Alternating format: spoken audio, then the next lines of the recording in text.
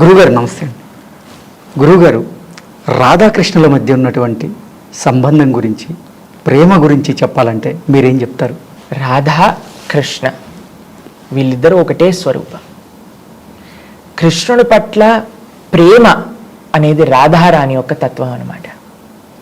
కృష్ణ ప్రేమ, కృష్ణ భక్తి. మనం భక్తి అనే వర్డ్ వాడుతూ ఉంటాం కదండి, ఆ భక్తి యొక్క స్వరూపమే రాధారాణి. అందరి దగ్గర భగవంతుడి పట్ల ప్రేమ ఎవరి యొక్క ప్రేరణ చేతైతే లభిస్తుందో అదే శ్రీమతి రాధారాణి అనమాట.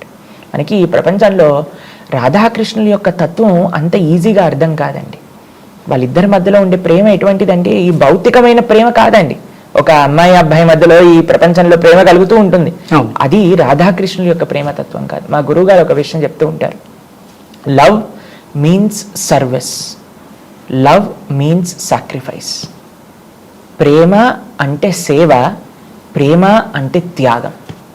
ఇది రాధాకృష్ణుల యొక్క ప్రేమ. ఎప్పుడూ కూడా నాకు ఏం కావాలి అని ఆలోచించారనుకోండి, అది ప్రేమ కాదండి. వేరే వాళ్ళకి నేను ఎలా సేవ చేయగలుగుతాను అని ఆలోచించినప్పుడే నిజమైన ప్రేమ. ప్రేమలో అండి ఒక లక్షణం ఉంటుంది, ఏంటో తెలుసా? అది సెల్ఫ్లెస్నెస్ అని అంటారనమాట. అంటే నిస్వార్థ భావన. ఎక్కడైతే స్వార్థం ఉంటుందో అక్కడ ప్రేమ ఉండలేదు. ఎక్కడైతే నిస్వార్థత ఉంటుందో అక్కడే నిజమైన ప్రేమ అనేది లభిస్తుంది. మీకు ఒకసారి కృష్ణుడు బృందావనంలో ఉండే ఆ గోపికల యొక్క ప్రేమ, రాధారాణి యొక్క ప్రేమ ఈ ప్రపంచానికి తెలియాలి అని ఒకసారి నారదుడితో చెప్తారనమాట. అయ్యా, నాకు చాలా తలనొప్పిగా వస్తుంది, ఈ తలనొప్పిని తగ్గించాలి అని అంటే మీరు నా భక్తుల యొక్క చరణాలపై నుండి ధూళి, పాదాలపై నుండే ధూళిని తీసుకొచ్చి నా తలపైన రాస్తే తగ్గుతుంది అని చెప్తారనమాట. నారదుడు ఆశ్చర్యపోతాడు, ఏ భక్తుడు స్వామి కృష్ణుడి పైన మన చరణాలు పాదాలపై నుండి ధూళిస్తానంటే ఎవరు ఒప్పుకుంటారండి? అయితే నారదుడు ప్రయత్నం చేయడానికి అందరి దగ్గరికి వెళ్తూ ఉన్నాడనమాట. వీళ్ళని అడుగుతున్నారు, వాళ్ళని అడుగుతున్నారు, యోగుల్ని, ముషుల్ని, ఎంతమందినో అడుగుతున్నారు. వాళ్ళందరూ అంటారు, అయ్యా భగవంతుడి పట్ల అపతాదమైపోతుంది, మేము నరకానికి వెళ్ళాల్సి వస్తుంది ఇలా చేస్తే, కాబట్టి మేము ఎటువంటి పరిస్థితుల్లో మా చరణాల యొక్క ధూళిని ఇవ్వము అని చెప్పేశారనమాట. చిట్ట చివరికి ఆయన ఎతుకుతూ వెతుకుతూ వెతుకుతూ బృందావనానికి వెళ్ళారు. బృందావనానికి వెళ్ళి ఆ గోపికలను అడిగారనమాట, అయ్యా కృష్ణుడికి తలనొప్పి వస్తుందట, మీ పాదాలపై నుండి ధూళినిస్తే ఆయన తలనొప్పి తగ్గుతుందట. గోపికలు ఏం చేశారో తెలుసా అండి? వెంటనే వాటర్లో తమ పాదాలని పెట్టేసి మట్టిలో బొర్లి మొత్తం మట్టిని సేకరించి నారదుడి చేతిలో పెట్టారు. నారదుడు అంటారు, మీరు ఏం చేస్తున్నారో తెలుసా? కొన్ని కోట్ల జన్మలు నరకానికి వెళ్ళాల్సి వస్తుంది మీరు ఇలా భగవంతుడి పైన అపరాధం చేస్తే అని అంటే, గోపికలు అంటారు, మేము శాశ్వతంగా నరకానికి వెళ్ళినా పర్వాలేదు, ఒక్క క్షణం కృష్ణుడి యొక్క తలనొప్పి పోతే మా వల్ల అని చెప్తారనమాట.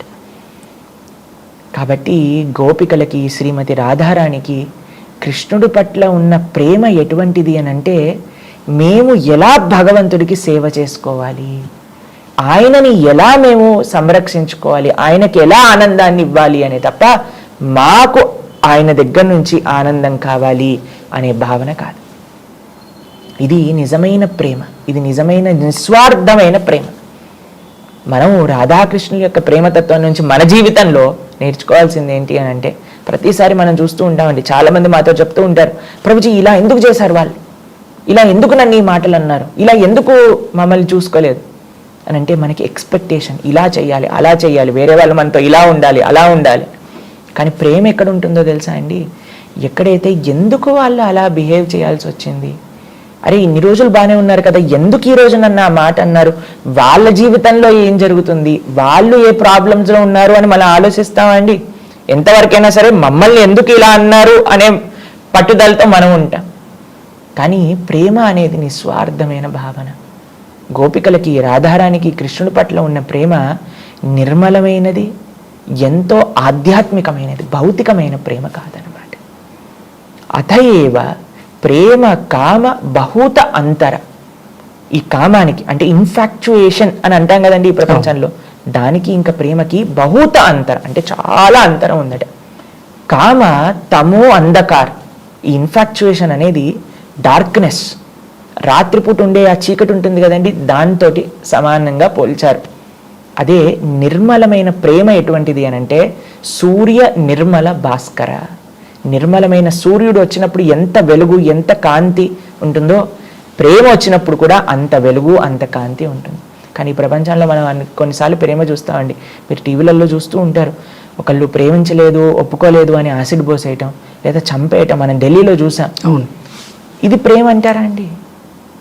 కాబట్టి ప్రేమ అంటే ఎదుటి వారి దగ్గర నుంచి నాకేం వస్తుంది అని ఆలోచించటం కాదు, నేను ఎదుటి వారికి ఎలా సేవ చేయగలుగుతాను అని ఆలోచించటమే ప్రేమ. దానికి మూలం రాధాకృష్ణులు. కాబట్టి నిజమైన ప్రేమ ఈ ప్రపంచంలో ఒక జీవుడికి భగవంతుడికి మాత్రమే సంబంధం అవుతుంది అని చెప్తారనమాట మన శాస్త్రంలో. హరే కృష్ణ. ఓకే గురుగారు, ధన్యవాదాలు.